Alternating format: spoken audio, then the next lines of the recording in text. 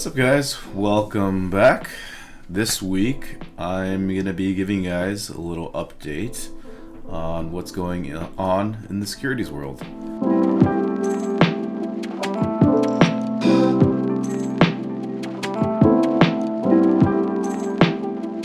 Depending on when you're watching this, it might be old news, it might be literally just happening. But today, the day I'm recording this is November 14th, and there has been, some stuff going on with the SEC and securities and cryptocurrencies recently, the last couple of weeks. So just wanted to give everyone a quick little update on that. But before I get into it, my name is John Nia. I am one of the founding partners here at Trowbridge Law Group. And although I'm an attorney, I'm probably not your attorney. So please do not take any of this as legal advice. If you want legal advice, give us a call, hire us as your lawyer, and I will give you all the legal advice you can handle. Anyways, so let's get into it. A couple big things happening recently. The first one is probably the biggest story that's going on right now. The one that most people are talking about is with FTX. So for those that don't know, FTX is a cryptocurrency exchange.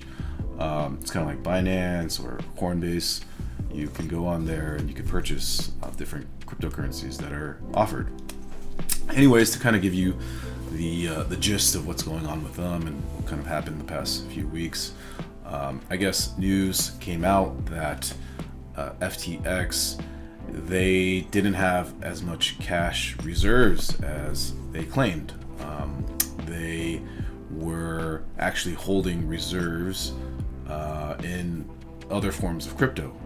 So for someone who's buying crypto on their exchange, that's a little alarming, because if you need to get your cash out, if you need to sell your crypto, you want to get cash back. You want to get cash from FTX, from the exchange.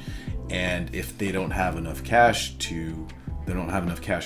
on hand in reserves to pay out all of their customers, well, that's a huge red flag. It's going to be, there's the risk that investors or people that are buying crypto on these exchanges won't be able to get their cash out. Right? It's just it's just gone. They're screwed. So that led a lot of people to start selling their interests. Right? They didn't want to be the one left with nothing at the end. Right? So people were selling their interests. Led to FTX losing a lot of value. They're in a little bit of trouble. And then one of their competitors, Binance, Binance is another crypto exchange, I guess, they came into the picture and came to some sort of agreement with FTX to kind of bail them out, to purchase FTX. And they were in talks to do that. And I guess once Binance actually looked at FTX's books, or they did some more due diligence and research on FTX, they decided to pull out of the deal. And that became news, and that was another huge red flag. The fact that Binance didn't even want to buy FTX anymore. I guess their books and whatever they uncovered in their due diligence was so alarming that they decided to pull out a deal. So that caused even more people to want to pull their money out and run and get away from FTX, which ultimately led to FTX completely plummeting, losing all of its value, and they have declared bankruptcy a few days ago. All of this is going on, and in the background, the SEC and the Department of Justice and the federal government is looking at this and saying, see, this is what we're talking about. This is what we're trying to warn you guys about, the public. These crypto exchanges are super risky, and this is why it needs to be regulated. So the SEC has announced that they're looking into it now. They're investigating FTX. The DOJ is looking into it, and there is probably going to be some sort of criminal proceeding, civil proceedings against FTX. The SEC has taken kind of a hard line against crypto and said that most cryptocurrencies are securities, and when you sell securities, if you aren't registering them, you are in violation of the SEC rules. So it's very likely that the SEC is going to come down on FTX eventually and file some sort of administrative proceeding against them, and probably go after them criminally as well for everything that's going on. So that's the first thing, the first big news story that's been going on recently. The other one involving crypto is a different, well, they're not really an exchange, they do something else, but the company is called LBRY, right? It's a library, and they have their own, library token or LBR token, or I think they call it LBC. But anyways, they're in the news because there was a court case recently in New Hampshire that was finally resolved. So I guess the SEC had previously sued LBRY and said that you guys are selling unregistered securities. You need to stop doing this. And they sued them in a federal court in New Hampshire because that's where LBRY is located. And the judge actually issued a summary judgment against LBRY.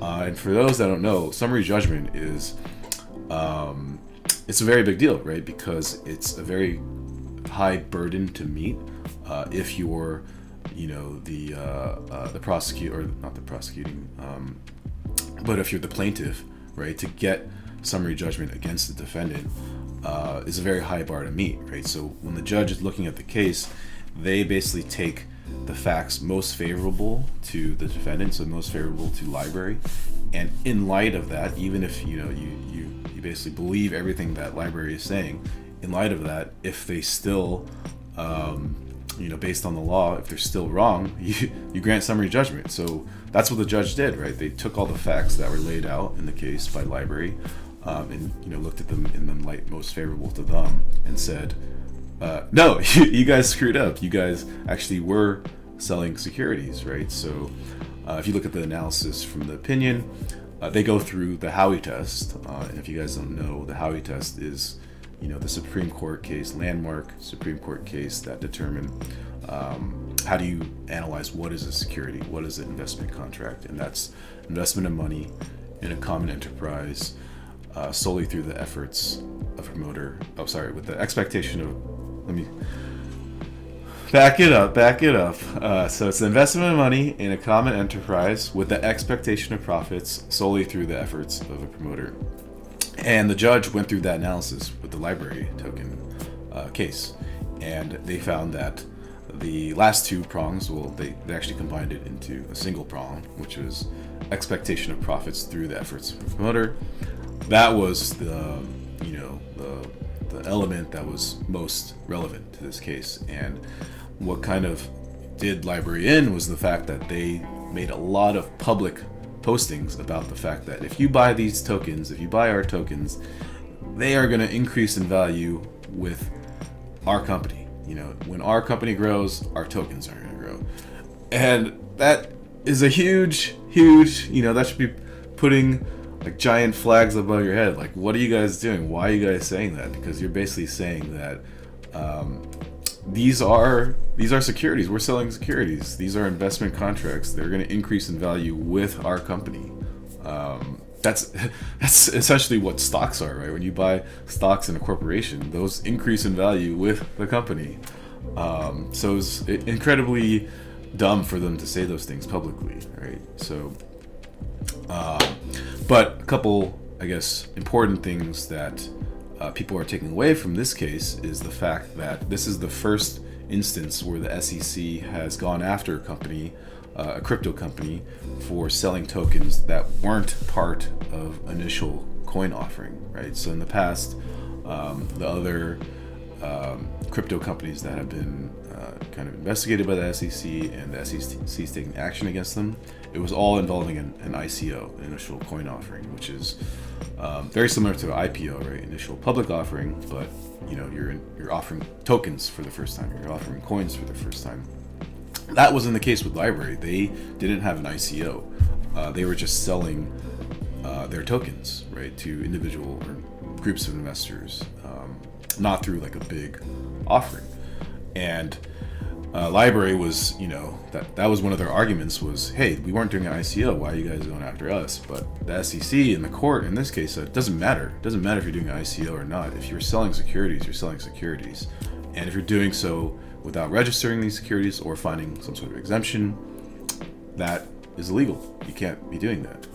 So, tough luck. You now are, I think the relief that the SEC sought was you have an injunction against you. You are forbidden from selling coins now permanently, and until you fix all this stuff.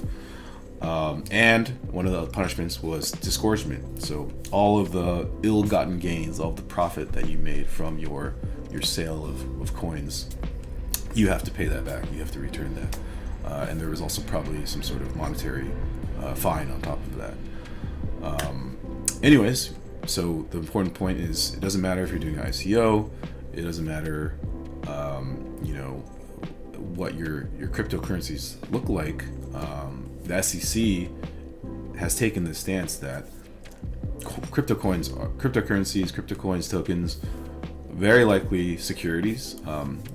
They probably have this. I'm just speculating, but they probably have this belief that crypto is by default a security unless you could show otherwise, right? So, people who are thinking about,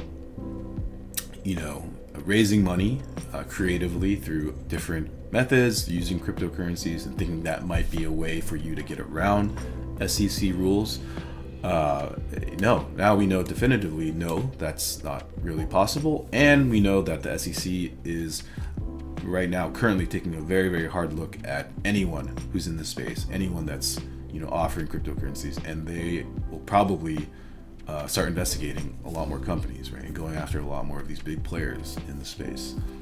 So you just need to be careful. You need to take the stance that you are probably selling securities. So you need to talk to a securities attorney. You need to make sure that you're either registering them or finding some sort of exemption. But yeah, that's the world that we live in right now. That crypto is securities. So that's the two main big news items that are going on right now.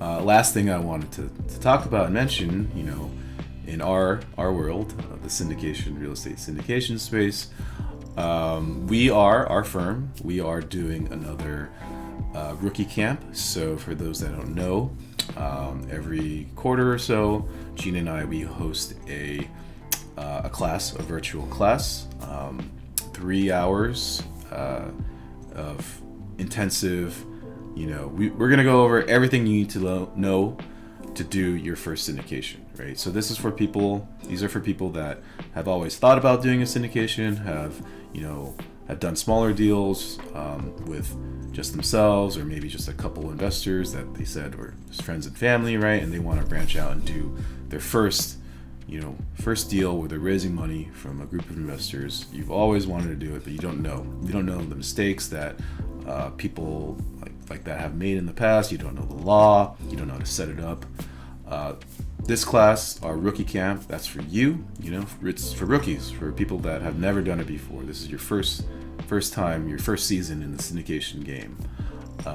We have a class just for you. We're going to go over everything. And when you come to the class, you're going to be able to do your first syndication without a hitch, without making mistakes that other syndicators have made. You're going to be able to raise the money that you need to do your first deal and make it a success. So we are doing the next one, December 6th and 8th. We will try to put a link down below in the description for anyone that's interested to go sign up. It's $99, so we lower the price. This is an amazing deal, right? If you think about it, $99, and you get 3 hours of one-on-one, pretty much one-on-one. We're going to try to keep it a small class so that we have a lot of interaction with our students. But $99 for 3 hours with 2 attorneys, that's an incredible deal. So anyways, hopefully the link will be below. Click it if you're interested and sign up, and we will see you there. Otherwise, I will see you guys next time.